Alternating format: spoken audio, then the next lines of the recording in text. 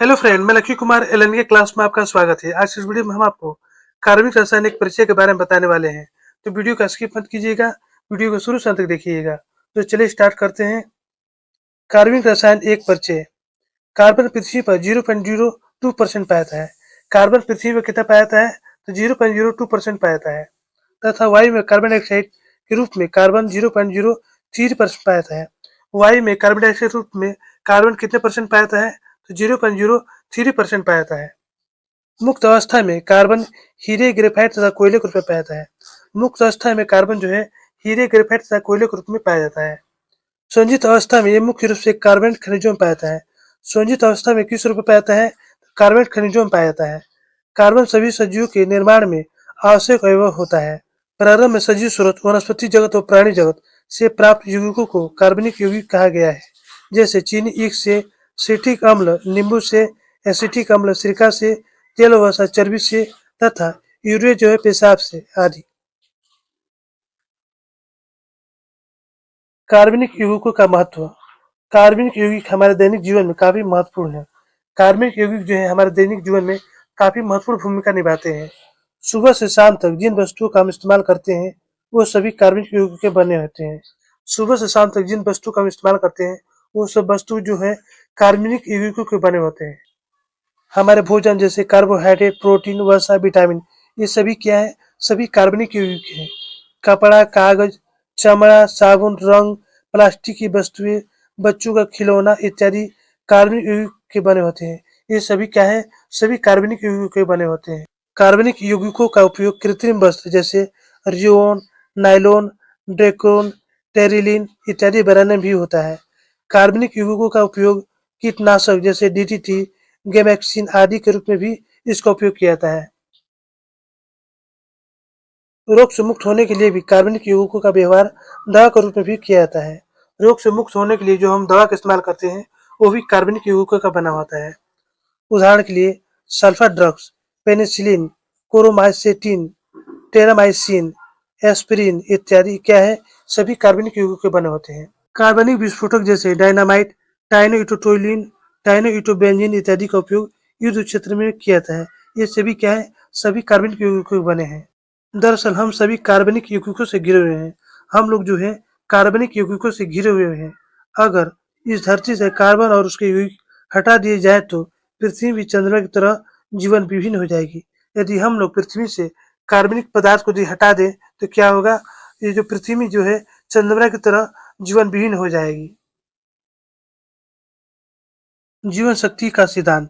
प्रारंभ में ऐसी मान्यता थी कि कार्बनिक यौगिक सिर्फ सजीव स्रोतों से ही प्राप्त किए जा सकते हैं। प्रारंभ में हम लोग को ऐसी मान्यता थी कि जो कार्बनिक यौगिक है वो केवल सजीव से ही प्राप्त किए जा सकते हैं तथा उन्हें प्रयोगशाला में तैयार करना भी संभव नहीं। अतः ब्राजीलियस ने 1815 में जीवन शक्ति का सिद्धांत दिया। किसने दिया? तो ब्राजीलियस ने 1815 में जीवन शक्ति का सिद्धांत दिया, जिसके अनुसार सजीव पदार्थों में कार्बनिक यौगिकों का निर्माण एक अदृश्य जीवन शक्ति द्वारा होता है। लेकिन इस धारणा का अंत तब हुआ जब होलर ने प्रयोगशाला में यूरिया कार्बनिक यौगिक का संश्लेषण अमोनिया साइनाइड और कार्बनिक यौगिकों को गर्म करके किया। बाद में कोल्बे ने एसिटिक अम्ल का तथा बर्थेलो ने मेथेन का संश्लेषण किया। अब तक 1,60,00,000 से ऊपर कार्बनिक यौगिक प्रयोगशाला में बनाए जा चुके हैं।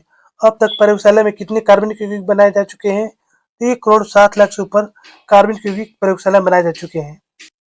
लावोइज़िए ने प्रयोगशाला द्वारा ये दिखलाया कि कार्बनिक यौगिक प्रायः carbon, hydrogen, oxygen, nitrogen, halogen, phosphorus, गंधक और कुछ धातुओं के संयोग से बने होते हैं। जो कार्बनिक यौगिक जो हैं वो किसके बने होते हैं? तो carbon, hydrogen, oxygen, nitrogen, halogen, phosphorus, गंधक और कुछ धातुओं के बने होते हैं तथा इनमें कार्बन सर्वदा विद्यमान होते हैं। इनमें जो है कार्बन सर्वदा विद्यमान होते हैं। इस आधार पर कार्बन के यौगिक को कार्बनिक यौगिक तथा कार्बन के यौगिकों के अध्ययन को कार्बनिक रसायन कहा गया है। लगभग सभी कार्बनिक यौगिक कार्बन और हाइड्रोजन के बने होते हैं। जितने भी कार्बनिक यौगिक हैं वो किसके बने होते हैं? कार्बन और हाइड्रोजन के बने होते हैं। अतः कार्बनिक रसायन वस्तुतः हाइड्रोकार्बन और उनके व्युत्पन्नों का रसायन है। जो कार्बनिक रसायन जो है हाइड्रोकार्बन और उसके व्युत्पन्नों का रसायन है। अब यहाँ पे देखिए जांच। कार्बनिक यौगिक को कार्बन की उपस्थिति ज्ञात करने के लिए कार्बनिक पदार्थ को घड़िया में रखकर पहले धीमी गति से गर्म करें।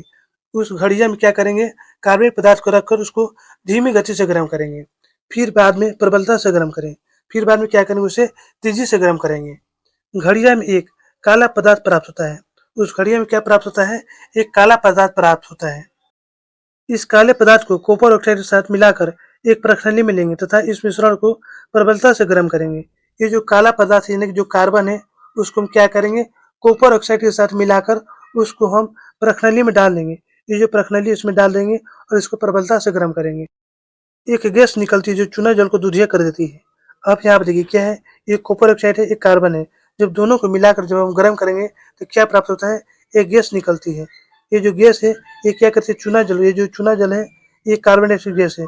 ये चूने जल को क्या कर देती थी, दूधिया कर देती है, यानी कैल्शियम कार्बोनेट प्राप्त होता है। तो दोस्तों यहीं पर हमारा वीडियो समाप्त होता है। यदि हमारी वीडियो आपको अच्छी लगती हो तो लाइक सब्सक्राइब जरूर कीजिएगा, बेल आइकन जरूर दबाइएगा, जिससे नई वीडियो का नोटिफिकेशन आपको मिलता रहे। धन्यवाद।